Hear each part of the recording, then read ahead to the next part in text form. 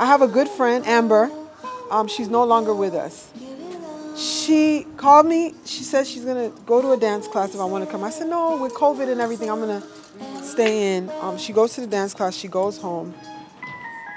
I don't know what happened because I wasn't there. All I know is I got a phone call that she was outside talking to her neighbor and somebody drove by to kill the neighbor and they killed her. Oh, come on. So I was just like, I'm legitimately kind of, Anxiety. I'm overwhelmed.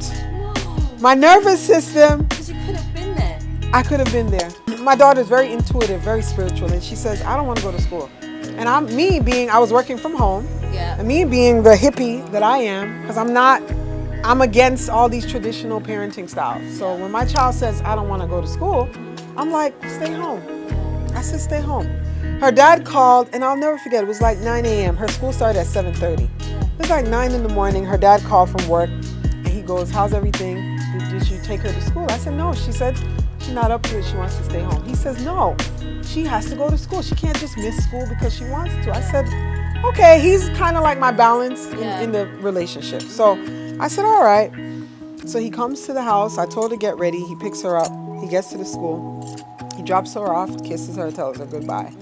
And as he turns around to go to his car, he said there was about 2 military tanks and about 50 police cars coming down. He turns around, he goes back to the school to try to open the door to get her, and they told him there's an active shooter in the school, and you cannot go back in. Ooh. Hi guys, welcome back. So today I have a really, really exciting episode for you. Today I'm here with Keisha. Hi Keisha. Hi. Hi. Hi, Dela. It's so nice to have you here. Thank you. So we met in December, very briefly.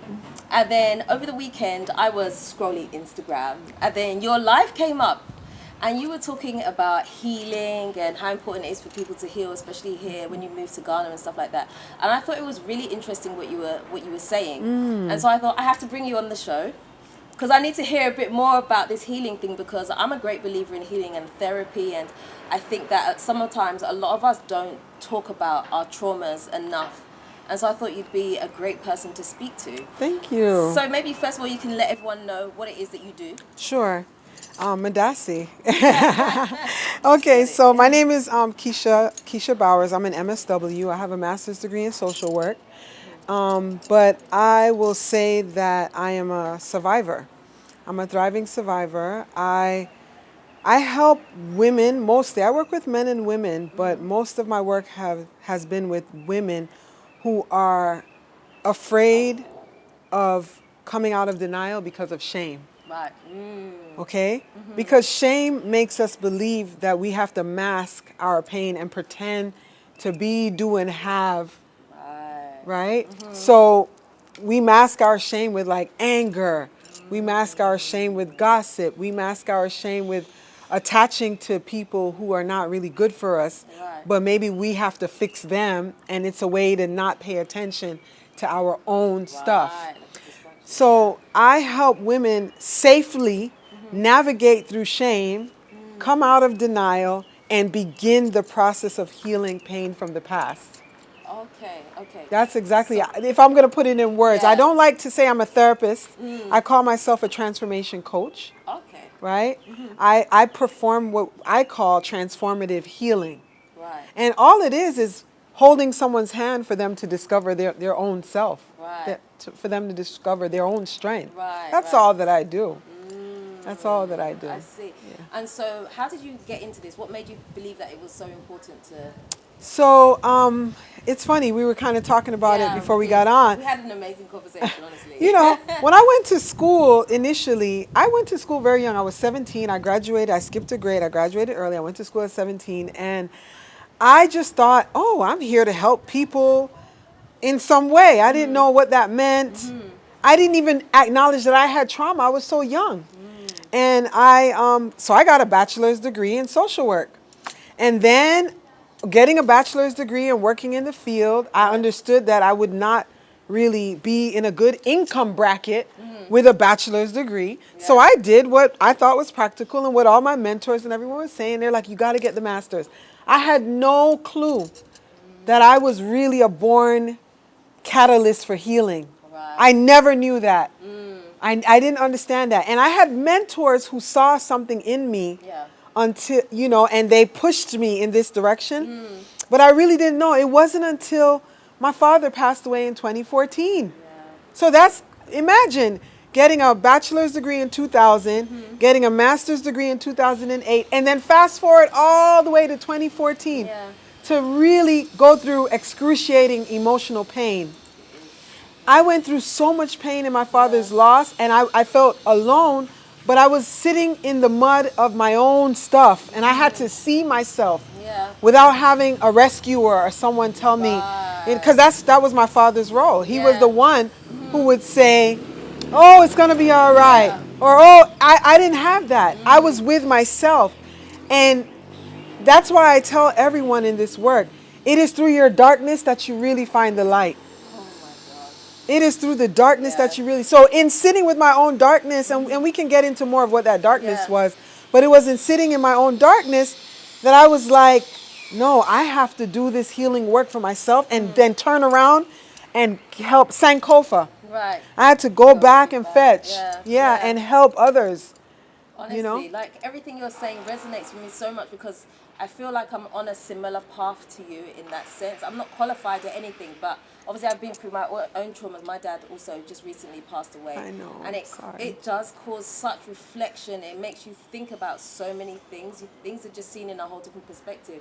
So I completely understand what you're saying. So how did this transformation lifestyle journey that you've been on, how did that bring you to Ghana? Because are you Ghanaian? So I like to say I'm Jamaican by way of... I'm Ghanaian by way of Jamaica. Okay. If you understand the history, you kind of know. Yeah, I probably am, right? But I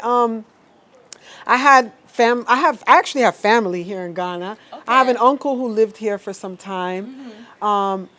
Through our genetics and the history, we understand that we have roots here in Ghana, and so we've always had. I come from a strong Pan-Africanist family on my father's side. And so back to Africa was just something that was a part of my entire existence since I've known myself, I would like to think my father was a part of the Back to Africa movement, in the 70s and in the 80s, even though he himself didn't make it here. But he is actually the reason why I came. So he passed in 2014. And then I started going through this journey of self-discovery and connecting with myself as an African woman. Right. Not just as a woman. Right. But what did I believe that it meant to be an African woman? So when my father passed, I had to connect with him spiritually.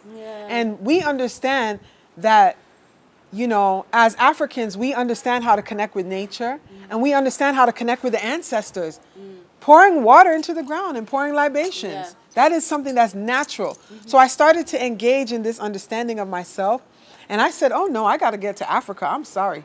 This is not cutting it. I am not just going to be sitting here trying to figure. So it was my birthday. It was my 40th birthday, and my husband, and he wanted to treat me for my birthday. And the irony of it being my 40th birthday was when I was 10, my father and I were planning a trip to Ghana. And his mother transitioned in the month that we were going to leave, and he had to cancel the trip. So 30 years fast forward, I came with my husband.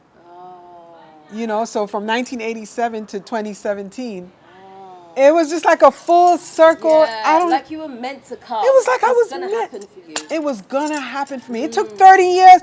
This is the point of the story where I tell people, stop being attached to the outcome. Think about it. See yourself doing it. See yourself in it, and it will manifest. You don't have to know how.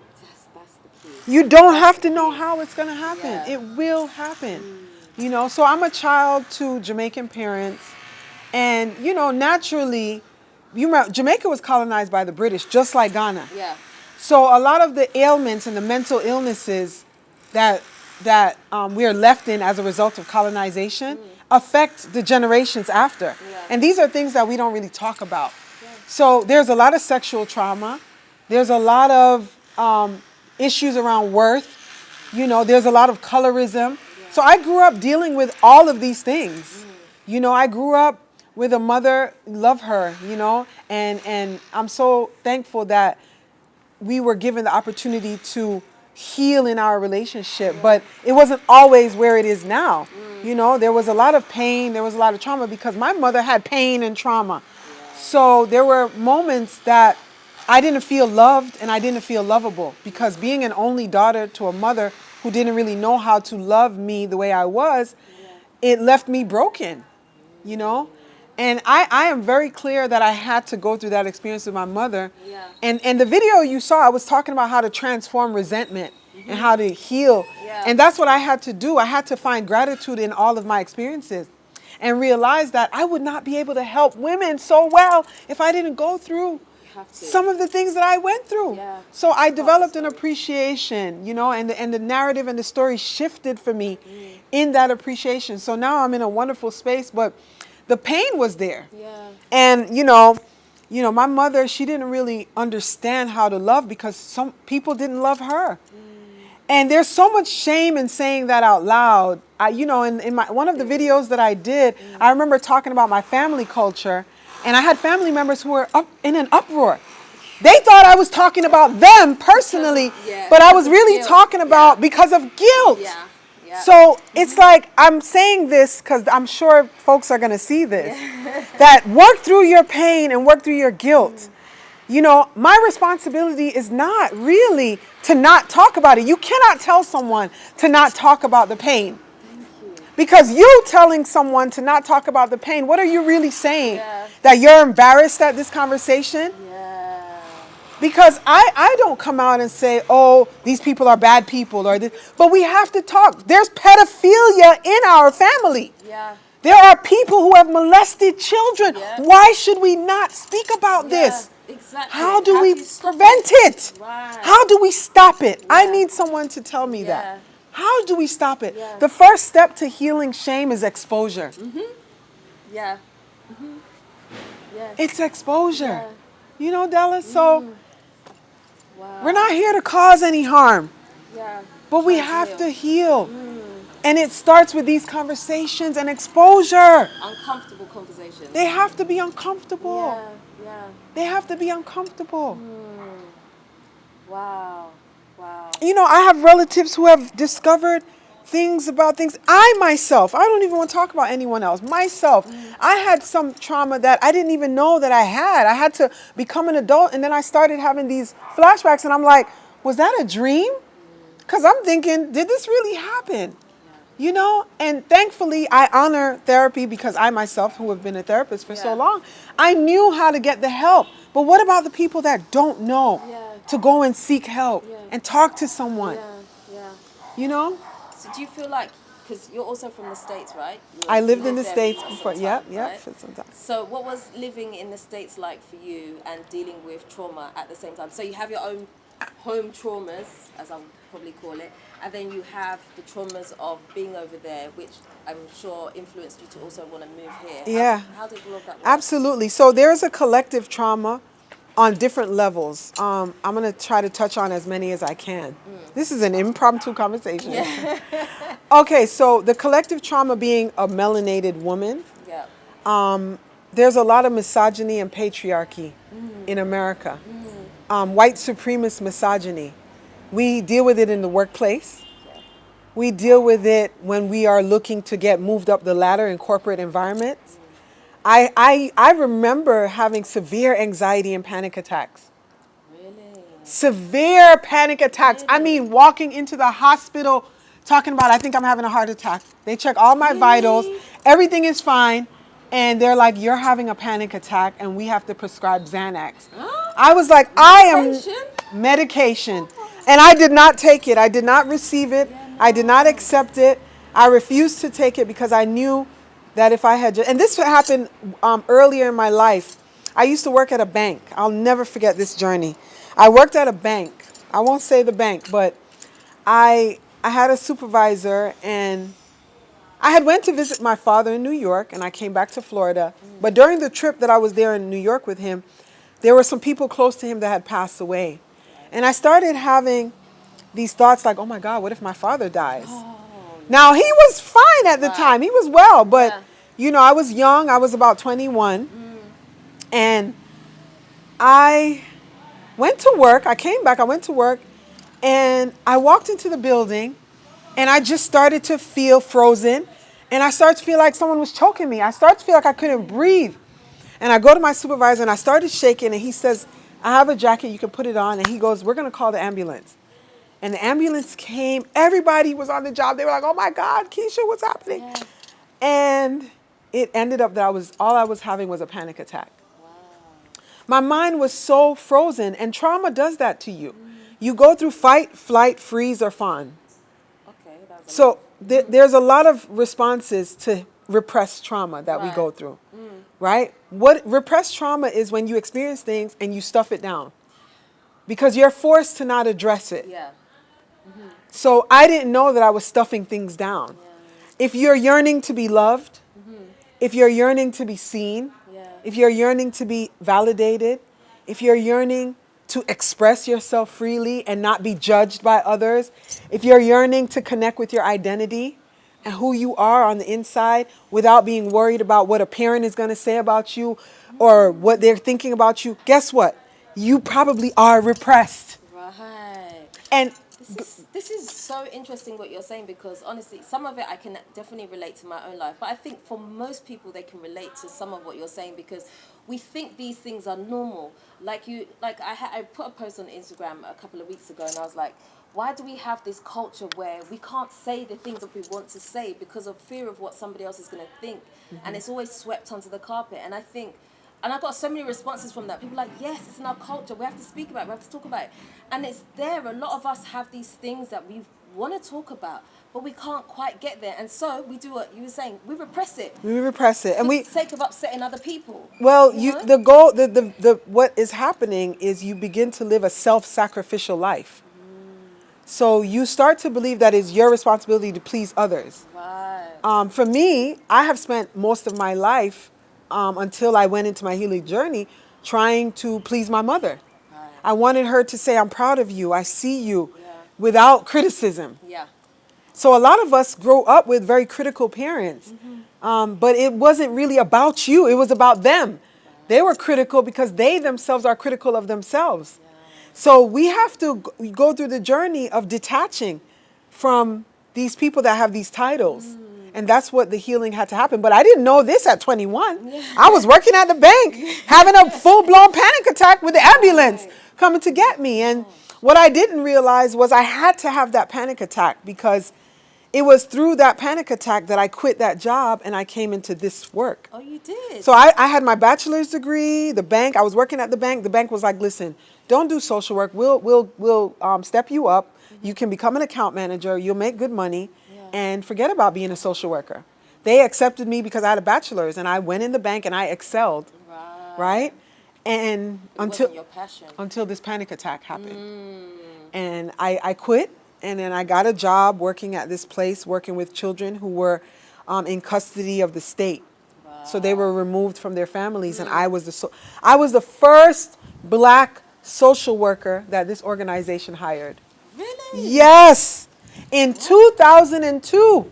That's not even that 2001, excuse me, in 2000. That's not even long ago. The panic attack happened December of 2000, and I started in January of 2001 at my new job. So how did you get in there then? What made you different to every other black woman that had applied? I'm Sister Keachia. It was meant to I think be. it's just spirit. Yeah. And then the funny thing is, I really broke the glass ceiling because after they hired me, they hired 2 more black therapists. Connie, if you're watching this, I remember you. She was one of them. Yeah, Wow. yeah. Okay. They hired okay. 2 more. They hired quite a few more. Yep. So I know you spoke about your father having wanted to come to Ghana all those years ago. So what was the final straw for you to say, you know what, I'm leaving and I'm gonna make the move? So the final straw was a culmination of events. You know when you're in an abusive relationship, but you still try to make sense of it, so you stay? Yeah. Yeah. That was my relationship. I don't want to say with America. Yeah. I want to say with capitalism, with Western culture, with all of the dichotomies and thought processes that keep us in bondage. Yeah. So the shift wasn't just coming to Ghana. The shift was starting my own business, being okay with being seen, You know, it was like a total, because once you start healing, everything in your life will change. Yeah. So my friendships shifted. Things started to go through a shift. And on top of that, I was like, I'm getting out. I'm going to Africa. Yeah. So I had been doing this back and forth thing with Ghana. I was playing what I call double dutch. Right. If you ever play double dutch, you're like scared to jump in the rope. Yeah. You're going, you know. So I was doing the double dutch thing. And the first thing that happened was in 2019. My daughter was at school one day. Yeah. And she was home. We were all home. And she woke up. My daughter's very intuitive, very spiritual. And she says, I don't want to go to school. And I was working from home. Yeah. And me being the hippie that I am, because I'm against all these traditional parenting styles. So Yeah. when my child says, I don't want to go to school, I'm like, stay home. Yeah. I said, stay home. Her dad called, and I'll never forget, it was like 9 a.m. Her school started at 7:30. Yeah. It was like 9 in the morning. Her dad called from work, and he goes, how's everything? Did you take her to school? I said, no. She said she's not up to it. She wants to stay home. He says, no, she has to go to school. She can't just miss school because she wants to. I Yeah. said, okay. He's kind of like my balance Yeah. in the relationship. So I said, all right. So he comes to the house. I told her to get ready. He picks her up. He gets to the school. He drops her off, kisses her, tells her goodbye. And as he turns around to go to his car, he said there was about 2 military tanks and about 50 police cars coming down. He turns around and he goes back to the school to try to open the door to get her, and they told him there's an active shooter What? in this school and you cannot go back in. Ooh. What? But he literally just dropped her. How did she get in then if this was happening? They stuffed her in a closet in a classroom with the police and a couple of other students, and with guns, firearms, everything. What? Yeah. Yeah. Now I live where I not just went. I actually worked at the school, Stoneman Douglas, that had the shooting that killed. Right. I don't know if you remember. I don't know if it was 2017, but there was like a major.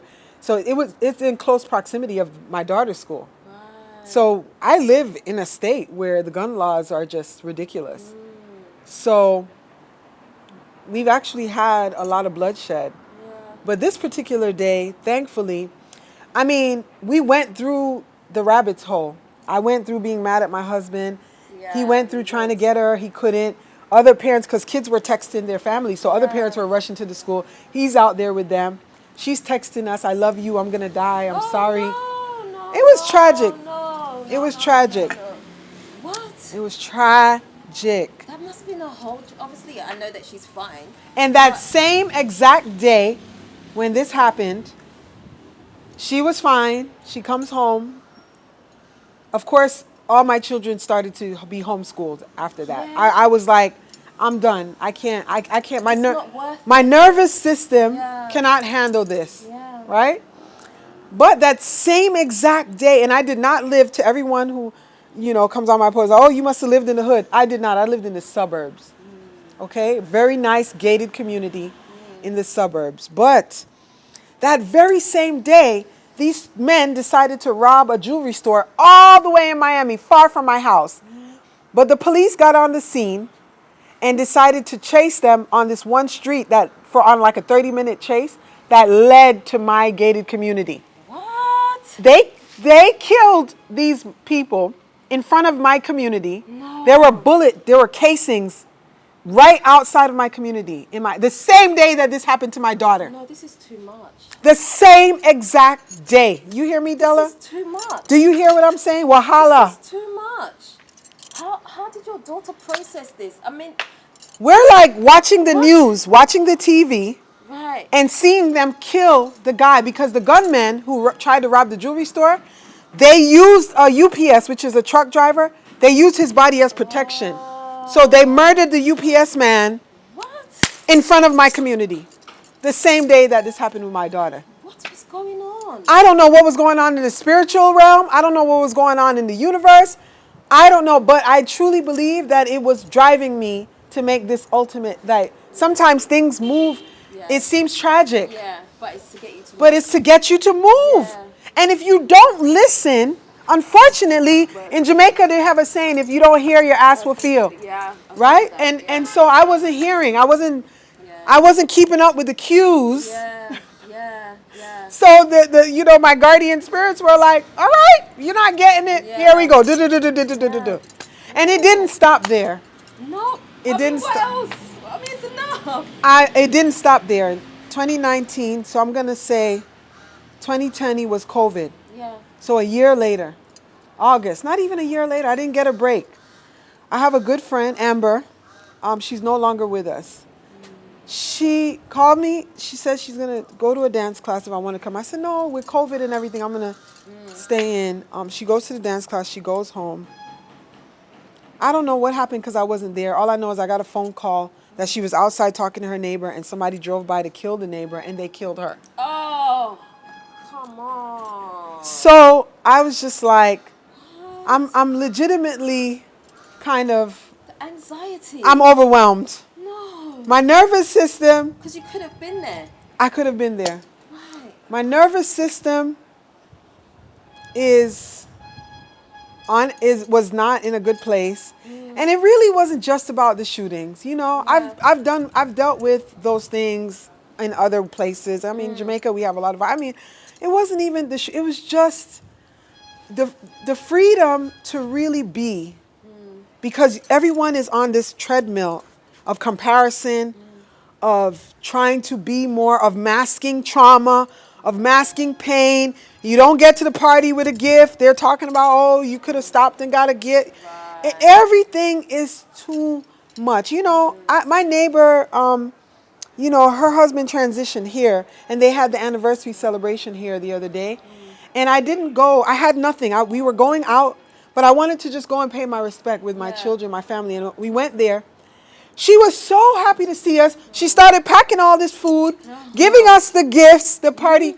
And I thought, in America, you go, if you don't bring a gift, everyone's talking, you don't know, they're going to talk about you. And all these terms and conditions about your existence. How can you thrive? Yeah. Too much pressure. How can you thrive? Yeah. You're so right, It's too much. And then you're talking about healing generational trauma. Yeah. All of these things. On top of that, come on now. Come on now. Can't do it. You can't do it. So do you feel like you carried a lot of that baggage to Ghana, or do you feel like you were able to offload a lot of it before you came here? So, I've been on a healing journey. And because of my awareness and my self-awareness, there's no time where you just, all right, you get rid of it and that's it, and then you move. There's no such thing. Yeah. So although I have been on the healing journey, I've dealt with so much of my own pain. I'm in this beautiful forgiveness journey with my own mother. I can see so much beauty in her. I'm so thankful that she's here, with me, to be on this part of the journey with me. And so many good things have happened. But I definitely came to Ghana and had to see parts of myself that I've never even seen before. Yeah. Because the peace, it's just like meditation. Yeah. That's why a lot of people struggle with meditating. Because you sit and you meditate, and what happens? Everything starts to come up. Yeah. So we definitely came into a very peaceful place. However, I have to see parts of myself, my shadow self, my guilt wounds, my own feelings of shame, my relationship with money, my relationship with my husband, my children, myself, with friendships. How do I build, I'm in a new place, I'm building new relationships. How do I connect with women? How do we use vulnerability to build healthy relationships? I can't stuff any of that. I have to look at it.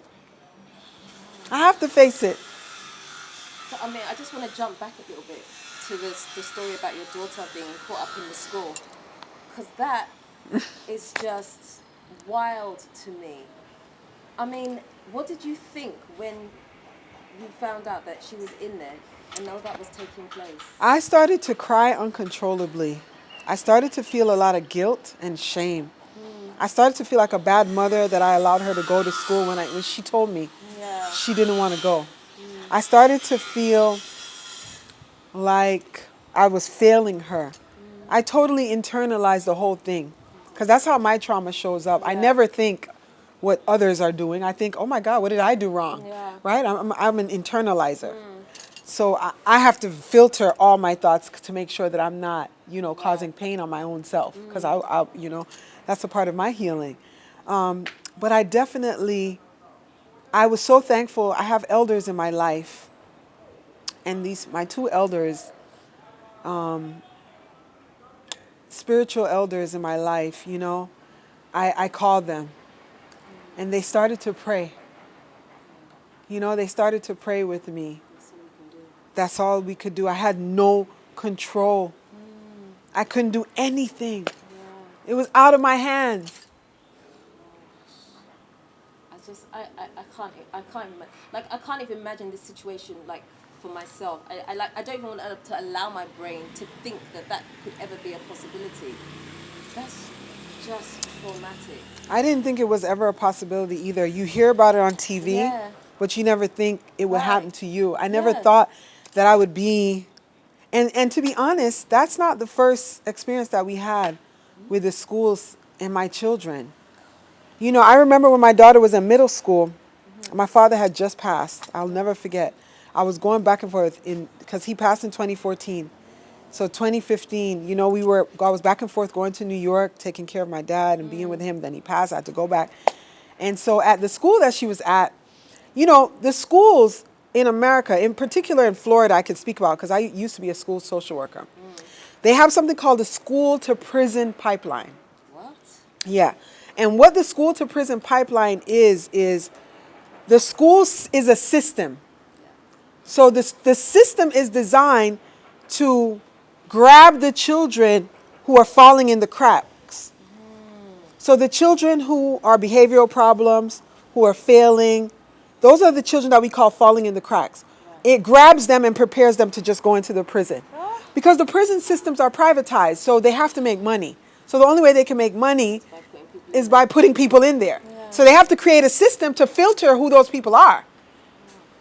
Okay? So what ends up happening is the teachers become agents of this process. Oh, it's disgusting. They become agents of this process.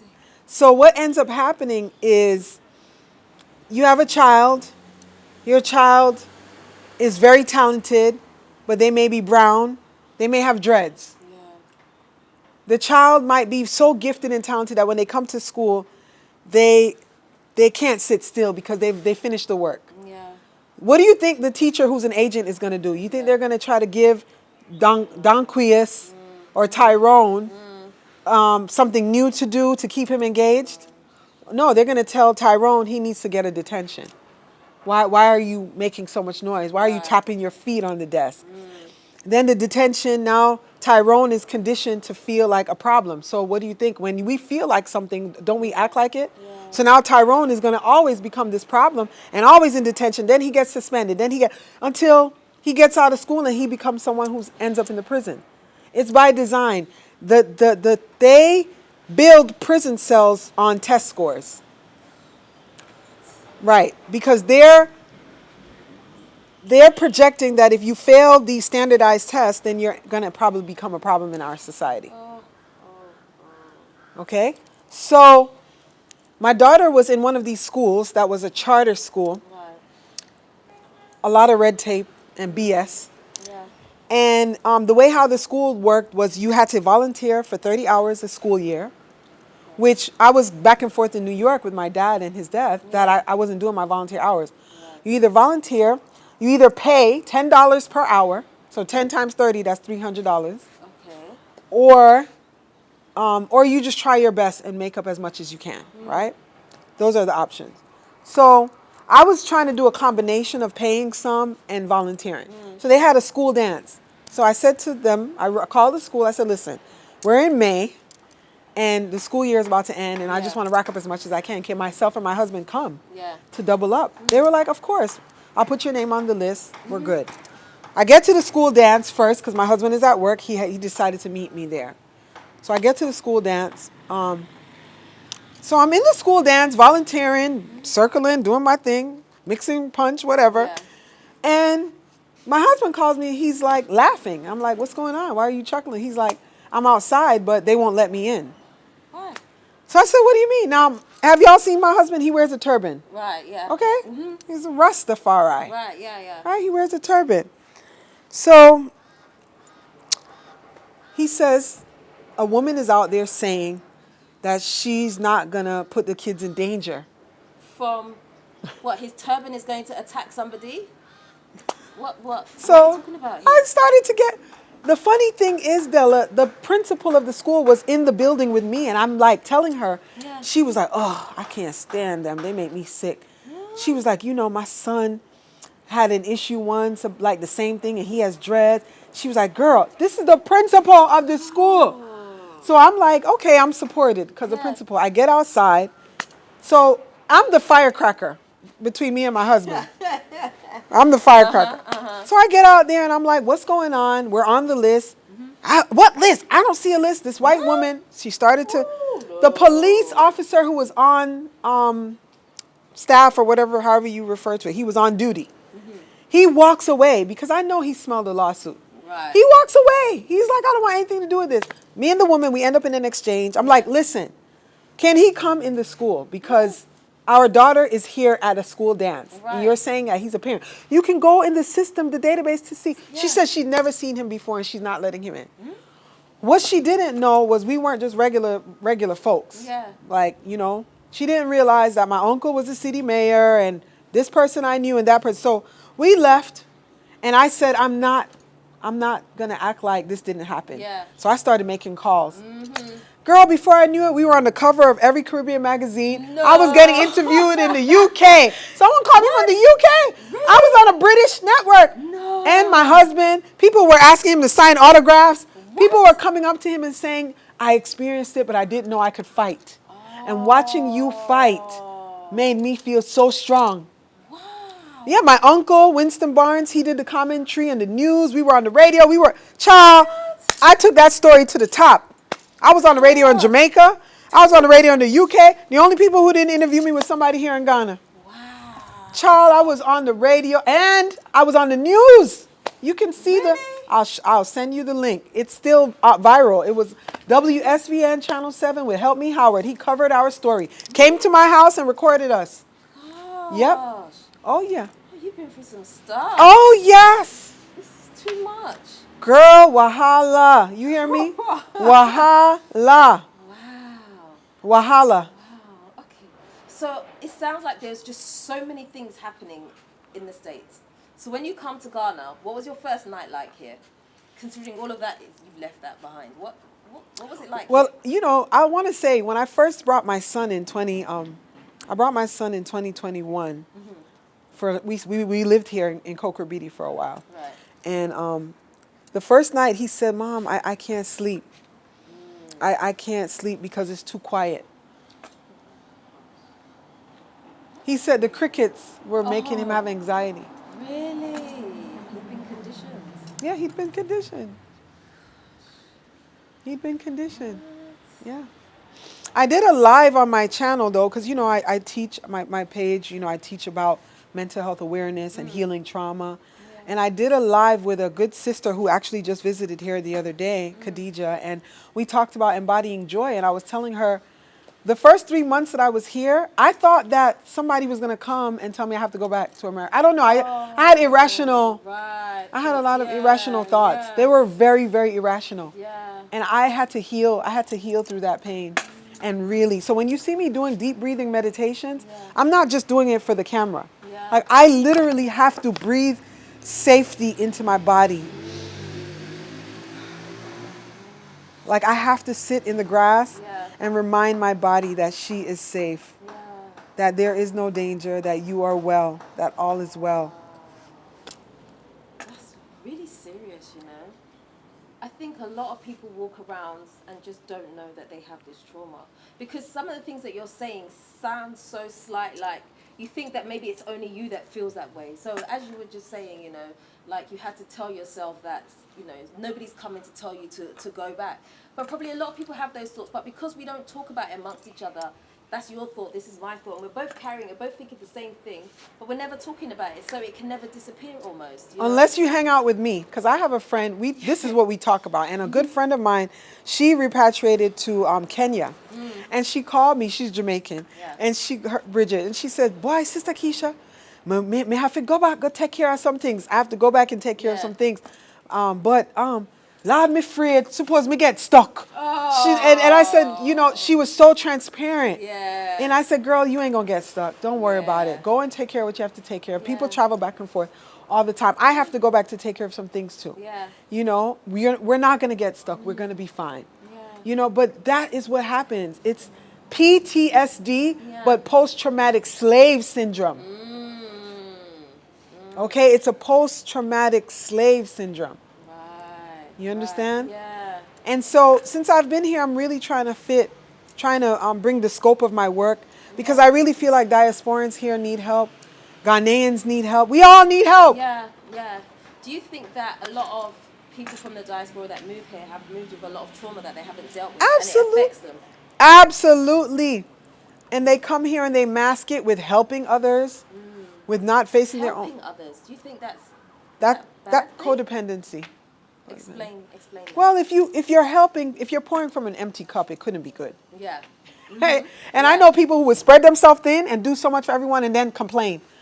Child, I had to help, and they're not listening to us, and I had to help them, and that's not holistic. Right. Does that feel good? Right, yeah. Does that even sound good? No, it doesn't. Does that even sound good? Crazy. Does that sound? But people do it, and because it's so normalized, we hear it and we don't think anything of it. Yeah.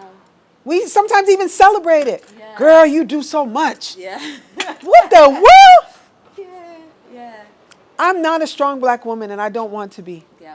I'm okay. I cry. Yeah. I feel pain. I say how I feel.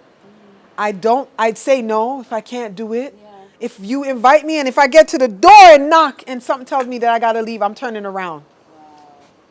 But it took I'm not telling y'all my age. Yeah. 40 some odd years to get here. Yeah. So do you feel like perhaps there should be some, I wouldn't like to say class or requirement. I but do. Child, that's something I'm working on it. Tell me. We need to create, and I have a good friend. She probably watches this, and she gave it a name, and I don't remember. But there needs to be a cleansing process. Right. Yeah. There needs to be a cleansing. 30 days is not even enough. It has to be in increments. Yeah. That because I'm in a new stage. When I first came, I thought I had to leave because I was struggling with the cold water. Now I'm at a place where I'm like, I ain't going nowhere. Yeah. So I need, whatever the process is, we need to revisit where I am now. So listen, I don't know who wants to join forces with me because I can't do it by myself. That I'm very aware of. Yeah. But there has to be a rites of passage. There has to be a rites of passage for this transformation and coming here. You know what I mean? It's not always the best. I went to the market. First of all, my children and I, we had to catch an Uber the other day, and the taxi that we got in broke down, so we had to jump in an Uber. So the Uber, when we got into the car, there was a auntie was in the car, elder Ghana mama. Right. But I said, Madasi, I walked in, I said, Etisain, here I am using my pleasantries. Yeah. I'm learning. And she was like, Oh. my pacho. Oh. Why? And she was throwing so much shade. I said, hi, auntie. Ghana, Madasi. And she started throwing, and my kids were looking, and I was like, say good afternoon. I'm trying to tell my children to be cordial. And, people have said to me, oh, Ghanaians don't like you or Bruni, and I don't believe that. Yeah. I see myself as a child of this land, and that's my auntie. And even though she was throwing shade, I was not upset. Yeah. I don't take that stance. I'm a Pan-Africanist. We are one people. Yeah. Okay? I have been here and seen people in all my life. The only people that I ever thought looked like me were people in my blood. Till I came to Ghana. I have found people that look exactly like me. And I've never seen anything like that in my life. I don't have a right to come here and be mad. Yeah. But we need to be having these conversations. Yeah, definitely. It would have been easy for you to get upset and think, oh, why is she being I upset? did not. Then, No. It becomes reactive. No. I went to the market the other day to buy, because I love me some wachi. Because in Jamaica, we have rice and peas. They have wachi. They call it wachi. We call it rice and peas. We use coconut milk. Yeah. They don't use coconut milk here, but it tastes delicious. I love wachi. Yeah. So I went to my wachi stand to buy some food. And there was some fly, and I kind of was fanning the fly. Yeah. They were upset. What? You have flies in America. Oh. And they were like throwing shade. And Yeah. I was like, thank you, Madasi Pa. Yeah. You know, and Wow. it's nothing. Brush it off. I just brush it off because Yeah. I understand where it's coming from. Also, being of Jamaican, I probably also have a deeper understanding because we go through the same thing in Yeah. Jamaica. It's no different. Yeah. We're one, Yeah. So it's not a big deal. So do you think that Ghanaians also have trauma that they need to go through as well in terms of Receiving. receiving diasporans? Absolutely. Absolutely. I went with an organization to Makola Market to do some advocacy. Yeah. Because I'm a whippersnapper. I can't just come and sit. Right. I have to place myself, in this spaces that I feel my work is needed. Yeah. So I went with this organization to do some advocacy, to talk about Pan-Africanism and how can we unite here in Africa in the market. Child, the people in the market was like, we don't need no talk. Give us money. Give us your money. Really? Yeah. Yeah. Wow. Yeah. They were telling us to give us, the diasporans, To give not the money. Ghanaians. Yeah. Oh gosh, that is also something that's not really spoken about here. I think sometimes that's kind of like hidden, but I sometimes feel like there is this divide between Ghanaians and diasporans, and I'm not sure where it comes from. I can't say it belongs to either side. There's probably some sort of responsibility Right. on both sides. But it's something that we need to work through because at the end of the day, like you said, we are one people. We all have the course. same goal. We're all trying to live. We're all trying to survive. We're all trying to get through our traumas. But there's this thing that always seems to be in the middle that we just can't get rid of. And I think it's just healing from wherever It's we're a lot of coming healing. from. A lot of You healing. know? Yeah, healing is necessary. Yeah. And when we use the word healing, it sounds so cliche. It sounds so hippie, honestly. Yeah, I don't like it. I want to say we have to face our fears. Right. We have to talk about things openly without judgment. Yeah. We have to stop being so embarrassed about the truth. Embarrassment part. It's that part. Oh, in Jamaica we Embarrassment have is shame. it. Don't embarrass me. I had an aunt who said that. It'll be for something silly. Like, Yeah. growing up, I was not allowed to go to someone's house and ask for food. I don't care how hungry you are. Yeah, don't ask. Because Yeah. your mother's going to beat you, one, because she probably told you to eat before you left. Right, yeah. Then now you gone to the people them yard, figure ask them for them food in a them house. This is And you don't real. know the people them from nowhere. Yeah. What's wrong with being hungry? Yeah. I'm hungry right now. I can't wait to go to get some food. Okay? Yeah. What's wrong with being hungry? Yeah. That's a natural human desire. Wow. But if your child is hungry, what is it assuming? What's the immediate assumption? That you're not feeding them. You're not that looking you don't have after your food? Not Yeah. even that you're not feeding, that you don't have food in your house. But the thing with children is a child always wants to eat something different. Always! I want to eat that at home. Thank you. Like, no, I don't want to eat that. Even if I cook know, it, I will cook right. something and my kids don't want it. They will come to your house and be Yeah. like, oh, can I have some wachi? Right. I said, boy, didn't I give you some wachi? Yeah, it's just different for them. It's just isn't it? different for them. Right. That's why we have to understand child development. We have to understand human psychology. We have to understand human behavior. So someone asked me the other day, oh, you're in Ghana. What's your plan? Are you going to open a center? Right now, the only thing I'm doing is getting on platforms like this Yeah. and I'm educating. My goal is to get to every event, Yeah. I want to be on the TV, on the radio. I was on the radio the other day. I just want to educate. Yeah. It's really important, So important. Honestly, just sitting here talking to you, like, you've released me from so many things without probably even realizing it. I'm just like, oh, so that's why I've been feeling like that, or that's why I'm thinking that.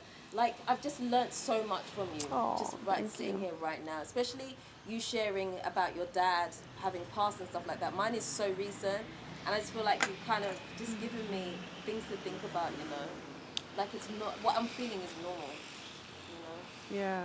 So I have to say thank you for that. Oh, you're welcome. You're I'm welcome. even tearing up. It's a lot. It's a lot. Yeah. It's so emotional for me, And, since I've been here, I've faced challenges. Someone stole my son's phone driving on the Tema motorway. Where if you got the phone, you know who you are. They stole the phone. But I've been robbed. Listen, when I was walking home from high school in America, somebody held a gun. I was like 15. Held a gun and said, give me your stuff. No. And I was in high school. Oh, no. That could happen anywhere. So Yeah. I'm just not, my mindset is not, oh my God, this is so. Right, yeah. you know, yeah. This sometimes there's no need to be upset about things. It's just because it can happen to you anywhere, like you said. I mean, you told me your story. Yeah, I'm freaked out. Yeah, I'm like, what? I've been robbed as well when I was here. I was pregnant at the time, sleeping with the windows open. There's bars on the windows. It's a gated community, so you don't expect random people to be coming in. They blow something through the window and put you into a deeper sleep, and then they can Girl, enter the house. that's a big wahala. Yeah, I am it not happens. even. You won't wake up. You won't wake up. You sleep deep. I never sleep directly all the way through the night. And that night I slept all the way through. They just robbed the house and left. What are you saying to me? When you told me that, I was like, Yeah. you know what? Goodbye with the cell phone. Live your life. You know, but I really want to say, like, I know it seems like, oh, we have so much more. I don't have, Yeah. I ain't got nothing else to offer you. Everything I have, I need to use it to work. Right. You know, Yeah. I get it though. I get it, you know. And I was on another platform and I was saying with poverty, there's going to be mental illness. Of course. There's going to Of be course. mental illness with poverty. Yeah. There's going to be mental illness, you know? Yeah. I mean, I think the work you're doing is absolutely amazing. I almost wish that I was qualified so I can do some of the stuff that you're doing because I think it's absolutely amazing. Well, I want to challenge you because what is qualified? I mean, I'm actually working on creating an academy where I teach people to do what I do. Really? And they don't have to have a degree to do it.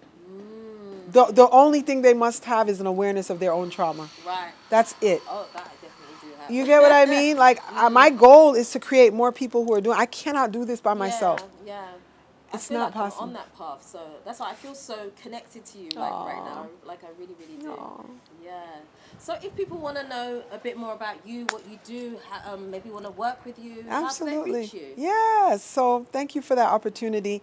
Again, my name is Keachia, Mama Adjua, Sister Keachia, everyone calls me. And my website, I'll start with that, is my movements with an S for change.com. It's kind of lengthy, but it is your movement for change. You know, it is my movement for change. And I say movements with an S because there's going to be plenty of movements. So it's my movements for change.com. On every platform, it's movements for change. Sometimes it's movements _for change, like on Instagram, it's movements _for change. On TikTok, it's movements for change LLC. And on YouTube, it's Movements for Change LLC. You're inspiring me. I got to get on.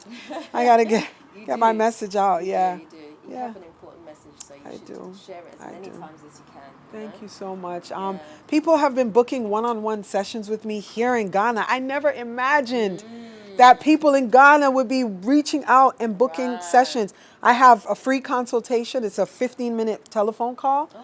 Okay. Because I don't want people to assume the liberty that they're just going to like me. Yeah. I mean, I know I'm likable. Thank you. I love y'all.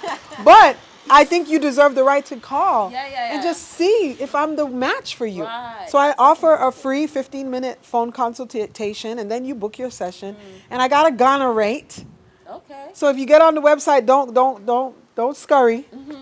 Don't get afraid. I actually have a rate that I'm offering to my people here in Ghana because I really want to be affordable and available. Yeah. That's important. Yeah. So I came here for this healing. I love it. Thank you. Thank you, Dela. Okay. Well, that is the end of today's video. I just want to, again, thank you so much for coming on the show. I feel like so many people are going to benefit from what you shared. And probably, I'm sure, things have dropped off people's shoulders as well, just listening to you speak. So thank you so much. So if you want to know more, obviously, check out her Keishia's socials, make sure you follow her. And obviously, if you do have traumas that you are dealing with, things that you need to talk about, maybe you're not ready to share with people close to you, sometimes it's nice to speak to someone that you're actually not connected with. So Keachia would be amazing. She's very, very likable, very down to earth. Too easy to talk to, actually. I'm telling you all this stuff, and I'm like, oh, this is a bit much, but it's cool. But anyway, so if you haven't already subscribed to this channel, do me a favor, hit the subscribe button and the notification bell. Don't forget to also like, comment, and share this video. Until next time, we are out. Multi